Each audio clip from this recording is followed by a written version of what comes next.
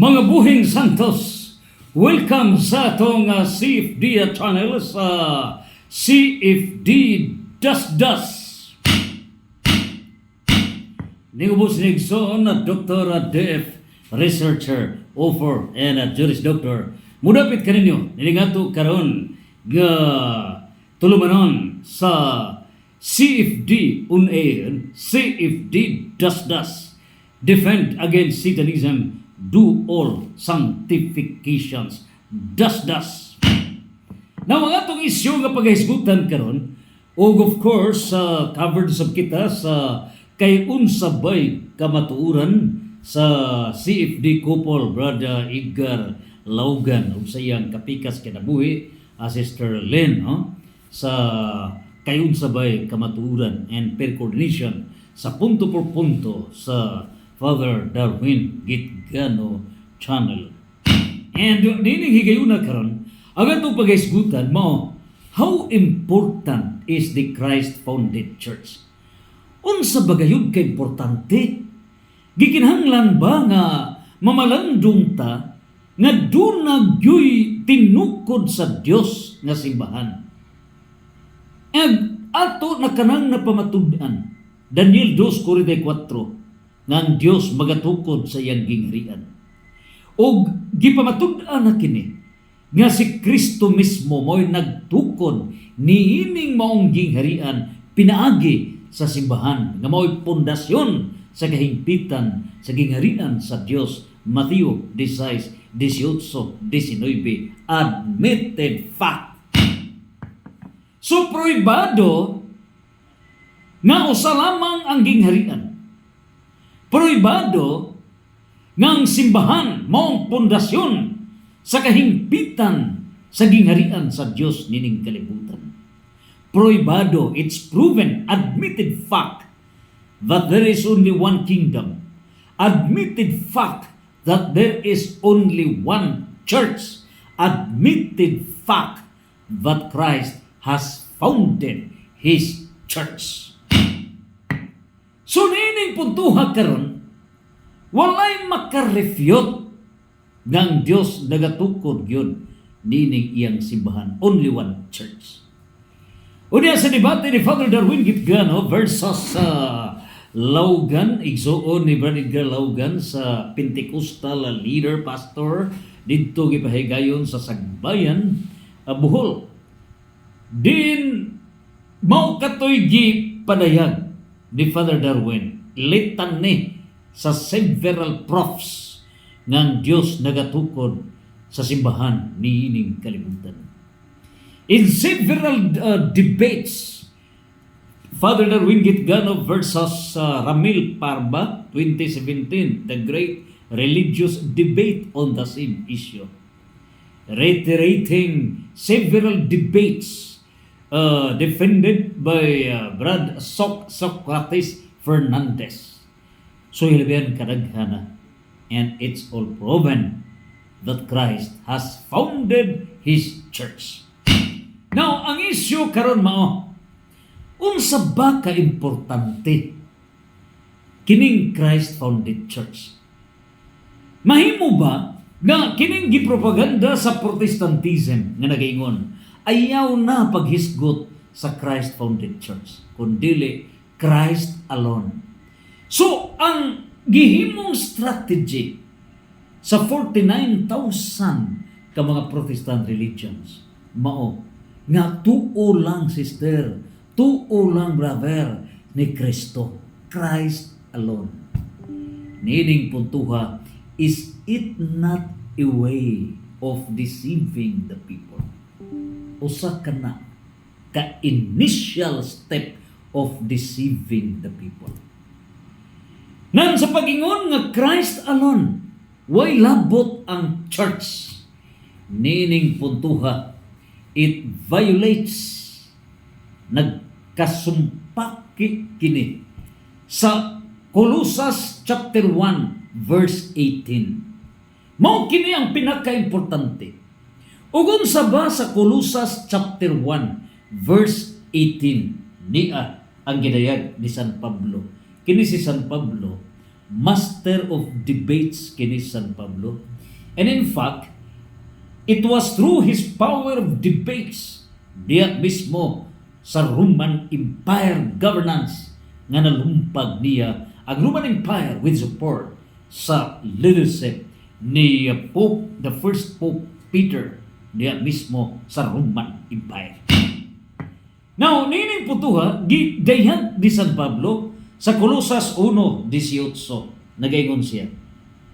Si Kristo mao ang ulo sa iglesia, ug ang iglesia mao ang iyang lawas. Sa English, Christ existed, niya ang iyang giingon, before all things, and in union with Him, all things have their proper place. Christ is the head of the body, and this body is the church. So ang ulo niya ng lawas mao si Kristo, o kanang lawas mao ang simbahan nga gitukod ni Kristo. In other words, it cannot be separated. Ang ulo ug ang lawas. Niya ang demonstration. Kini mao ni ang lawas. Uy, kuha, no? Dira. Mao ni ang lawas. Okay? Mao ni ang ulo. So kining ulo mao si Kristo, dili mabuwag ang lawas sa ulo. That's complete package. Nang karon, ang Protestantism gusto nila nga ulo ra Christ alone kanira. So tuo ka lang ni Kristo, luwas ka na. Giwala, gibaliwa kining maong simbahan mao ang body of Christ. And this body of Christ is the church founded by Christ Himself. Giwa kana lungguan sa liog. Christ alone. So pagkawa ni ining body of Christ, kay Christ alone, wa labot ang church, wa labot. Resulta, is there a violation? Yes, there is a violation. Nasa 2 Corinto chapter 11 verse 4. Usa kana ka religious deception. O si San Pablo maog badlong. Grabe ang philosophy ni San Pablo. Grabe. Di ba bagbag? Grabe. Si San Pablo kanunay nagbadlong. Careful ka mo. Ngano? Kay kun kining maong ulo si Kristo ra maoy isangyaw, walay labot ang Christ-founded church. Walay labot ang lawas, the Christ-founded church. Isalikway ang Christ-founded church. This is the body of Christ. Colosas 1:8. Kung ulo ra, in other words, Christ alone, is it correct? Si San Pablo atong patubagon. Niya sa 2 Corinto 11:4, nagaingon si San Pablo. Gipahimangnoan niya ang katawhan. Unsa may pahimangno niya? Kay mudawat man dayon kamo ni adtong muanha kaninyo, sudunay muanha. Kinsa ba kining muanha? Mga tarong ba ni nga magsasangyaw o mangingilan? Nagigamit lamang ang ngalan ni Kristo. Tarong ba ni nga muanha nga magwali o gigamit ang religious deception? Unsay pasidaan ni San Pablo? 2 Corinto 11:4. Niya, nagingon siya. Kay mudawat man dayon kamo, mudritso lang dawat Christ alone. Sister, si Kristo atong dawaton. Kinsa may di mudawat? Kristo gud na. Brother, si Kristo, brother. Kinsa may di mudawat? Si Kristo gud na. Panwa tay kalibutan nga duna day religious deception, the highest, the greatest, the labing ngilngig sa pito kahugpong nga mga deceptions, mao ang religious deception. So padayon ta sa warning pasidaan ni San Pablo. Nagingon, kay mudawat mandayon kamo niadtong wanha kaninyo nga magwali. Unsa ba iwali nila? Si Kristo ba iwali? Niya. Unsa iwali? Niya. Magwali og laing Hesus. Unsa may gipasabot laing Hesus? Different Jesus and not the real Christ. Nganong different Jesus man? Nganong lain man Hesus, dili ang tinuod nga Hesus? Mao na ang atong pangutana. Niya agingon ni San Pablo. Magwali og laing Hesus nga dili maoy giwali namo. So the Christ-founded church, of which the apostles led by St. Peter with St. Paul, mao'y nangusog nga si Kristo with a Christ-founded church, nga si Kristo ang ulo. Unya, nagtukod siya iyang gingharian. Nagtukod siya iyang simbahan. Only one church. In other words, dili mabuwag kining simbahan. That is Christ with Christ-founded church. Inseparable. Because it speaks of one kingdom. Daniel 2:44 og sa diha sa gingharian, then naa ang gingharian o kining simbahan, pundasyon sa kahimpitan sa gingharian sa Dios. Busa, unsa pa'y defect di ay sa Protestantism? Unsa may lang gihimo? Sa pagwali nila ni Kristo, ila bang giapil ang Christ-founded church? No, wala. Giputol ang liog, giputol Christ alone. Tungod kay Christ alone, outside, giguba, no Christ-founded church. Violation of Colossus 1:18. Ngano dili mabuwag ang ulo ug ang lawas. Kining lawas mao ang simbahan nga gitukod ni Kristo. Dili na sila buwagon.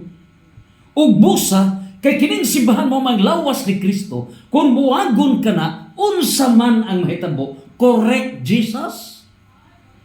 Mao na gitawag og different Jesus. Laing Hesus. Ngano? Ang Hesus nga ilang gi-introduce without the Christ-founded church o diha magasugod ang deception, religious deception. Mao na nang hitabo sa 49,000 ka mga Protestant religions. That's the entry point. Mao na ang liog nila, mao ni liog. Sila nagda sa liog. Kining nagwalig different Jesus. Without the Christ-founded church, ang role sa Protestantism mo ning liog, sila mo'y nagputol sa Christ-founded church. Sila ang liog. They are the neck that cuts off the Christ-founded church, the body of Christ, from the Savior. O kung sa giingon ni San Pablo, niya iyang gidayag yun mismo sa 2 Corinto 11:4, niya, ug laing Hesus nga dili maoy giwali namo. Ug gidawat ninyo ang usa ka espiritu. So duha ka klase ang espiritu. Holy Spirit, Espiritu Santo nga nagapuyo sa Christ-founded church. The Holy Spirit nagpuyo nining Christ-founded church. And the Holy Spirit is within this Christ-founded church. Karon ang pangutana, Holy Spirit niya diri. Dunay laing espiritu. Ang Holy Spirit mo ambak ba? Dili. So, dunay laing espiritu. Mao ni giingon ni Father Darwin gitgano espiritu tonto.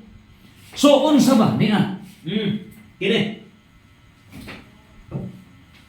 So, kini sila nagrepresent na sa 49,000 ka mga Protestant religions, Protestant churches. So, usa ka Lutheranism, ma-founded Martin Luther, Calvinism, o diya lain pang mga battles, di naman mapasupakita na to. dunay Methodist Church, Seventh-day Adventist Church, o di lain pa, Jehovah's Witness Church, Iglesia ni Cristo Church, lain pa Baptist Church, Baptist Church, Seventh-day Adventist Church, Jehovah's Witness Church, born again churches, miabot kini og 49,000 ka mga churches o religions. Kini silang tanan nga 49,000 dunay tubig sa sulod. Maniha, pangutana, ang Espiritu Santo, the Holy Spirit, di ara ini one church that Christ has founded, di ara ini the Holy Spirit. Pangutana, kinunsa mang espiritu ha? Kini niya ini? Holy Spirit ba'y nag-uban ini? Holy Spirit ba'y nag-uban ini? Nga dili man imo'y gitukod ni Kristo? Misapaw man usurpation of church authority, misapaw man, Holy Spirit man, no. Unsa may gingon ni San Pablo? Unsang klasiha sa Espiritu na mao'y naggiya nining 49,000 ka mga Protestant religions. Unsay gingon? Balik ta sa 2 Corinto 11:4. Nagaingon. Nagwali og laing Hesus nga dili maoy giwali namo, o gidawat ninyo ang usa ka espiritu nga dili mao ang Espiritu Santo. So the Holy Spirit di ara sa Christ founded church. O ang Espiritu nga mao'y nagdasig niining 4.3 million ka mga pastors nga mao'y wag-wag niining 49,000 ka mga Protestant religions. Unsa man ang Espiritu ha? Nagaingon si San Pablo nga dili mao ang Espiritu Santo. So ang naggiya niini dili Espiritu Santo o ang maayong balita nga lahi nga nadawat ninyo. Karon, dili Espiritu Santo mo'y naggiya niini. Unsa man diay? Niya si San Juan mao'y may pamatuon. Mga apostoles niya, 1 Juan 4:1. Unsay giingon ni San Juan, unsang klasihan ni sa Espiritu, dili ni Espiritu Santo. Iman iha, dili na Espiritu Santo. Si San Juan may pamatuod unsa ning klasiha sa Espiritu nga mao'y naggiya niini karon nga maong nagkadaiya nga mga relihiyon. Miabot 49,000 ka mga Protestant religions or churches. Sa 1 Juan chapter 4 verse 1 nagpadayag unsa ning Espiritu ka. Busa mingon si San Juan may pasidaan siya. Ang matuod o ang dili matuod nga Espiritu. So ang matuod nga Espiritu mao nang Holy Spirit nga niya naggiya sa simbahan nga founded by Christ. The Holy Spirit is within the Christ-founded church nga mo'y naghatag og teaching authority nga gitawag, naghatag og church authority, the church magisterium, the Holy Spirit naggiya niini with the teaching authority. And so, kini diayong giingon ni San Juan sa 1 Juan chapter 4 verse 1. Ngadto na kini sa verse 6 ato ning tinawon. So duha ka klase ng espiritu. So kini karon nga 49,000 ka mga relihiyon churches founded by men. Tao may nagtukod ini, tao dili Dios. Dili Dios ang nagtukod niini. Tao ang nagtukod niini. Pero mo'y labing langgis kay nagtakog din 49,000 ka mga Protestant religions, Protestant churches, nagpakog ni silang tanan. 49,000. Mao ni sila. Nagpakog ni sila. In pare delicto. So dili na Espiritu Santo mo'y nagiyan. Dili. So unsay gingon ni San Juan Nagaingon si San Juan, mga igsoon, ayaw ninyo tuuhi ang tanang nagpatuo nga ang Espiritu anaa kanila, kung dili usisahan ninyo kung gikan bagayod sa Dios ang Espiritu nga anaa kanila. Kay daghan ang dili matuod nga mga propeta nga nanungha sa tanang dapit. Mao na false prophets. False prophets. So niining puntuha karon, dili Espiritu Santo. So kay dili Espiritu Santo, kinsa ba'y nagsugo diining mga magwawali sa mga Protestantism? Kinsa ba? O kinsa ba'y gisugo? So that's the demon of deception. Demon of religious deception. Limbong mao'y nagsugo niya na demon of religious deception. Busa, nagaingon si San Juan, niya ang iyang giingon, nga daghan ang manungha nga dili matuod nga propeta.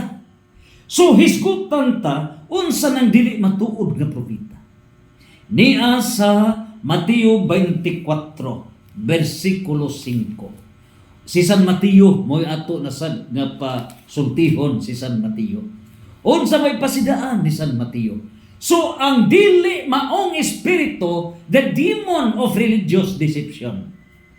So unsaon pag-ila? Demon of religious deception outside of the church that Christ has founded.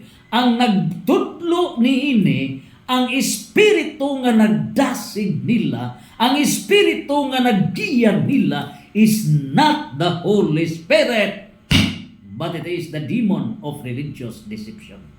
1 Juan chapter 4 verse 1. So nining puntuha karon, unsa ba ang giingon ni San Mateo chapter 24 verse 5? Niya unsa ni ang